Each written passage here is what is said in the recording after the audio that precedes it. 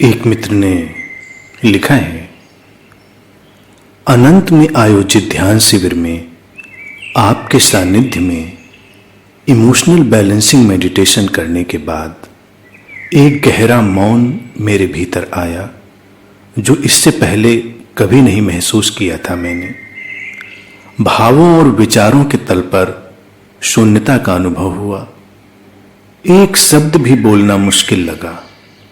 आसपास के लोगों द्वारा कुछ पूछे जाने पर हां और ना में जवाब देना मुश्किल लगा।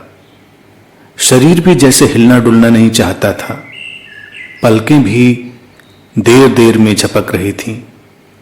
कभी लगा जैसे कुछ भी करने के लिए ऊर्जा नहीं बची है और कभी लगा कि गहरा मौन और स्थिरता है।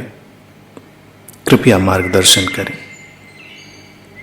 ये सुंदर अनुभव है। इमोशनल बैलेंसिंग मेडिटेशन एक बहुत ही प्रभावशाली, रेचक, कैथार्टिक ध्यान है। इस ध्यान में बहुत सक्रियता से भाग लेना होता है। तुमने इसे वैसे ही किया जैसे इसे किया जाना चाहिए था, इसलिए ही इसका शरीर और मन के ऊपर गहरा प्रभाव पड़ा।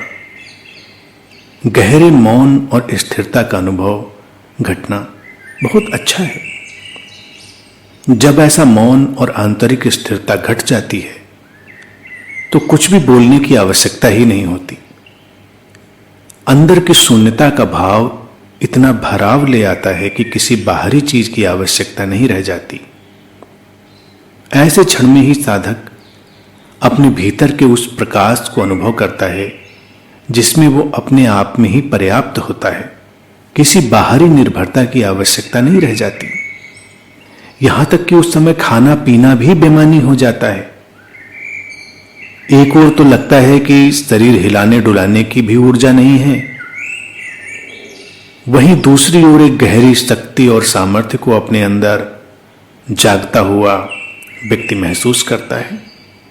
जब भी गहरे ध्यान में जाओ तो जो हो रहा होता है उसका स्वागत करो।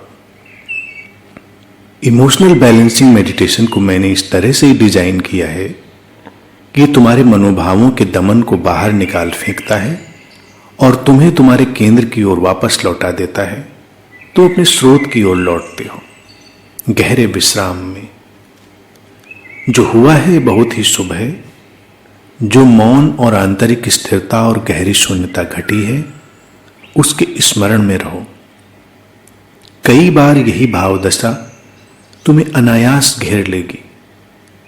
जब तुम कुछ भी नहीं कर रहे होगे तब भी ये भावदशा उठेगी और तुम्हें घेर लेगी। तब उसका स्वागत करो। कोई भी प्रतिरोध न करो, सहजता से उसमें डूब जाओ। ध्यान के गहरे अनुभवों के प्रभाव बाद में भी आते रहते हैं।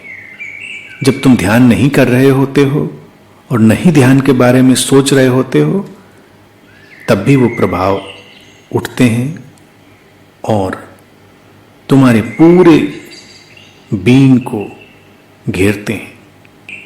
भूकंप के बाद आने वाले आफ्टर शॉक की तरह ये कभी भी तुम्हें झकझोर सकते हैं।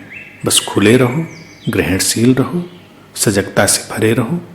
जो घटे उसका स्वागत करो, उसके साथ बहते चले जाओ।